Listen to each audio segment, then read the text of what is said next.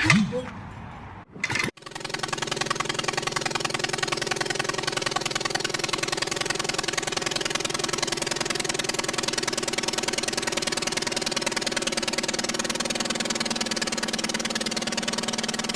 to ADCO Aviation. On the 35th video, we set the dihedral of the wings. Today will be a little longer than most of my updates, but it is over the much requested folded wings and how I design them. Before I get started, I want to personally thank each and every one of you. We hit 1,000 subscribers. I still don't understand how. I'm just a country boy building one of my childhood dreams and wanting to help those that might be on the same journey. With that being said, I think it's ironic that the video where I hit the 1,000 subscribers was the one on the folding wings, which seems to be a highly desired topic. Anyways, enough rambling, but truly, thank you to all of my original 1,000 friends out there. It's truly humbling. Full disclosure here, I have not bought Leonard's folding wings plans, so his may differ from the way I did mine. For those that have been following along, you know I started before he came out with these plans. And as I built my wings, especially the nose portion, I added a full 1/4-inch nose rib for the inwardmost rib, and then added an 1/8 inch cap over that to not only add strength to the 1/4-inch rib, but also to help hold the stowed wing up by gluing to the end of the spar as well. Also, if you remember, I made the hooks that came out of the top of the wings from a piece of 2-inch angled aluminum. I also took this angle and fabricated 4 mounting brackets or pivot bearings. For those of you that are welding your fuselage, I've discussed several times how I would personally weld the 2 lower longerons completely and the backbone completely, and then add the diagonals. Well, as far as the backbone, I added 3 inches to the length of the top tube beyond the center of the front square crossbar, where I went vertical for 2 inches to the center of the 1 1/4 inch long piece of 7/8 by 058 holder for the wings hanger cross tube to slide in. I made the hanger tube 36 inches long. Again, all the measurements on Leonard's plans here are center of tube to center of tube, so I just followed suit. 3 inches forward, 2 inches up. The key here is to make sure the cross tube will be in the center of the nose ribs, so there will be no danger as you are stowing or rigging the wings.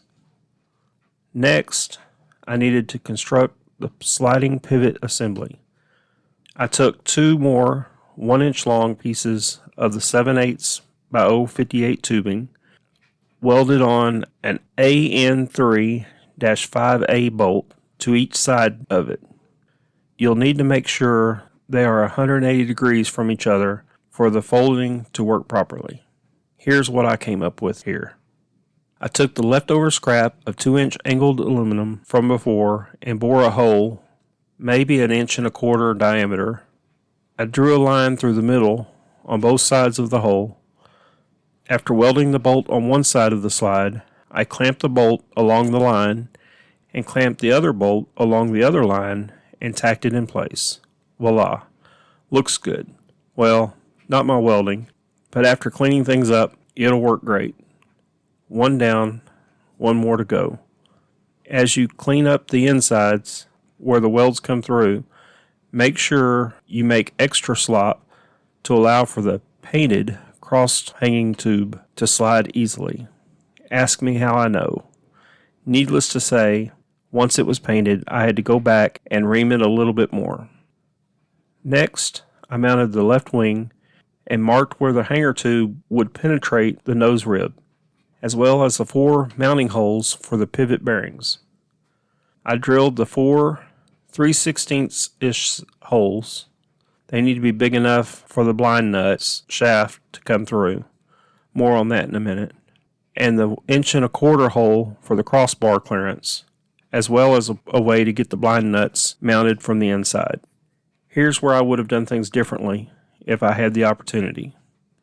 If the fuselage was built first and then the wings, this could have been done before the skins were ever placed on the nose. And one could have simply used bolts, washers, and nuts. But I digress. Because my wing was already completed, I chose to use blind nuts into the 1/4 and 1/8 inch plywood ribs.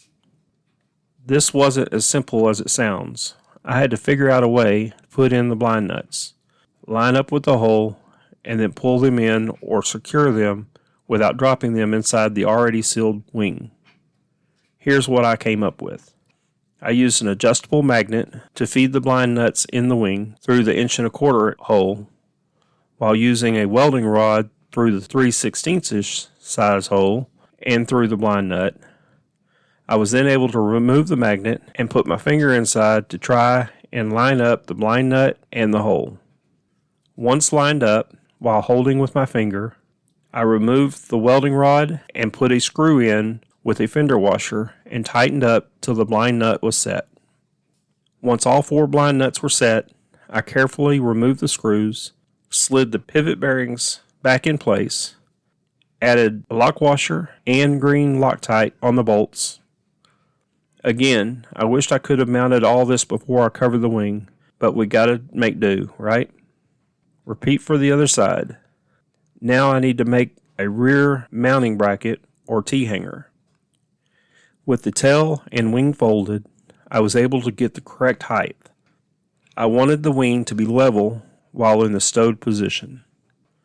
I took a couple of large 1/4 inch diameter nails, heated them, and bent them over the 3/4 inch tubing I was going to weld them to. Now that my left wing was folded and leveled with the ground, I was able to get my length needed for the top of the T-hanger. Before using these numbers, remember my fuselage is only 22 1/4 inches wide, and I wanted the wings to hang as close as possible to the fuselage and folding tail. For my airframe, my top bar is 20 1/2 inches from 1/4 inch bar to 1/4 inch bar. Next, I wanted the T-hanger to mount off the right side of the upper fuselage longeron in order to stay away from the elevator cables. Once I had the correct height of the upright, for me it was 20 inches, I welded the top crossbar to the upright. I held it in place and located where I wanted to weld the lower 5/8 inch stub on the fuselage's cross brace. Welded it in position and found the exact placement of the bolt hole for the T-hanger and the upper longeron. While holding them in place, I drilled the pilot holes and then drilled the upper fuselage longeron hole to the correct size for the insert to be added. The T-hanger will just be drilled out with a 3/16 inch bit. Now it's time to paint. Oops, I grabbed the wrong can of spray paint. Think anyone will notice? No, seriously, I figured all my remove before flight things will be yellow instead of red in order to be more easily seen as I'm pre-flighting my baby. One last thing, I needed to make a mover bar. Once the wings are folded, I will no longer be able to grab the upper longeron to move my aircraft. I made a pole that hooks to the front and rear square elevator mounting cross tubes. I took a scrap shelving pole that was slightly bent, drilled a hole on one end and another 22 1/2 inches away, where the square elevator holders are. I added 2 1/4 inch carriage bolts, the front one facing down and the rear one facing up. Added a couple of fender washers and rubber fender washers I made, and a couple of wing nuts. Now I can move the aircraft wherever I need to, nice and simple. It amazes me how many extra hurdles one must cross to make a simple change like folding our wings. Again, sorry for the lengthy video, but we had a lot to discuss. As always, feel free to reach out to me if you think I can help or if you've got ideas for future videos. Hopefully next, I'll need to create the washouts with the rear struts. I hope you enjoyed this video and hopefully found some of the info helpful for your build. And if you're on the fence about starting a Legal Eagle build, hopefully I've shown you just how easy it can be. If you like these videos, please like and subscribe to my YouTube, Odyssey, or Rumble channels. Thank you and be safe.